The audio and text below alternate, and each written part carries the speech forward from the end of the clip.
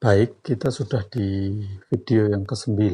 Kalau kita yang kemarin-kemarin kita ngomongin di disiplin yang pertama, yaitu menentukan WIG, Weekly Important Goals.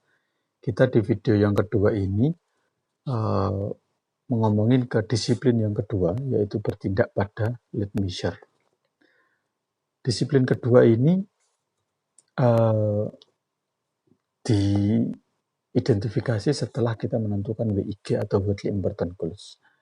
Di disiplin pertama, menentukan weekly important goals sebuah organisasi, lalu menguraikannya menjadi seperangkat target-target khusus yang dapat diukur dan dalam budget tertentu. Gitu. Setelah kita menentukan di WIG itu, barulah kita mengacu ke disiplin yang kedua, yaitu bertindak pada lead measure.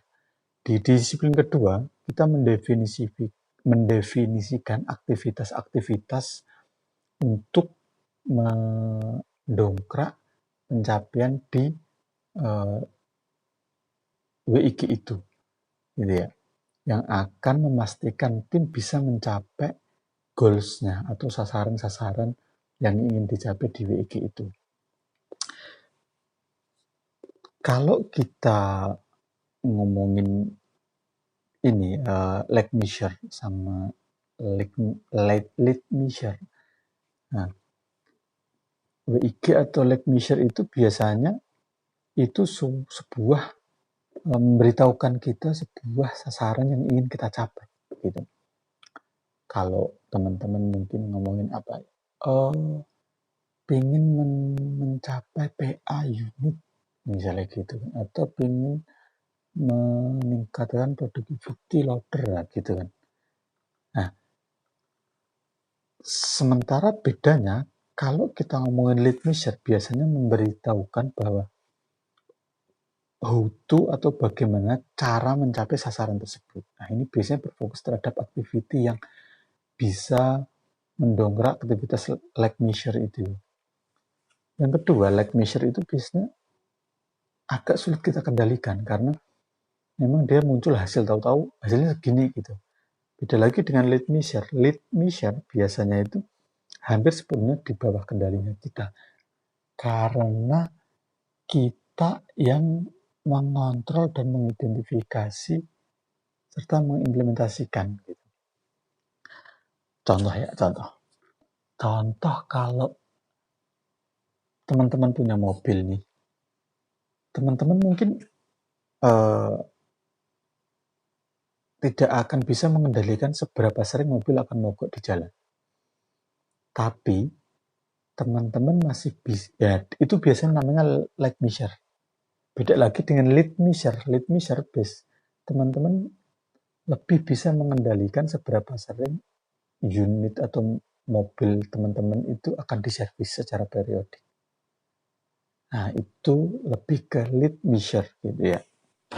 Jadi kalau kita ngomongin disiplin yang kedua ini, memang sedikit agak berbeda gitu. Di disiplin kedua ini biasanya mengharuskan kita untuk mendefinisikan ukuran harian ataupun mingguan. Bahkan kalau mekanisme pekerjaannya shiftly, itu bisa sifatnya shiftly juga.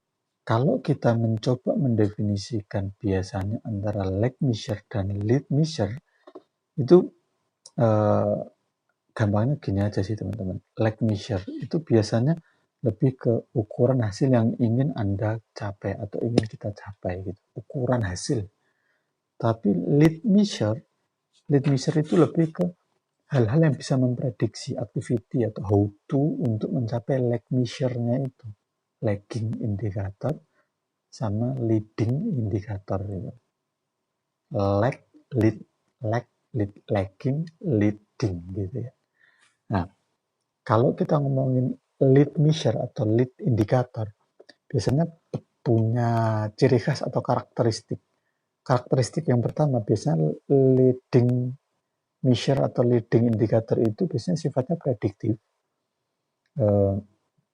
Lalu yang kedua, prediktif ini gimana ya? Saat kita melakukan lead measure ini dengan konsisten dan persisten itu bisa memprediksi kira-kira hasilnya apa gitu. Lalu yang kedua, sifatnya leading lead measure ini bisa dipengaruhi secara langsung oleh kita dan tim, ya, tanpa tergantung terhadap tim lain. Jika teman-teman punya lead indicator atau lead measure, masih tergantung ke teman-teman lain. Artinya lead measure itu nggak akan efektif terhadap lagging indicator. Mungkin itu sudah 5 menit untuk hari ini. Sampai ketemu besok. Terima kasih. Sukses selalu.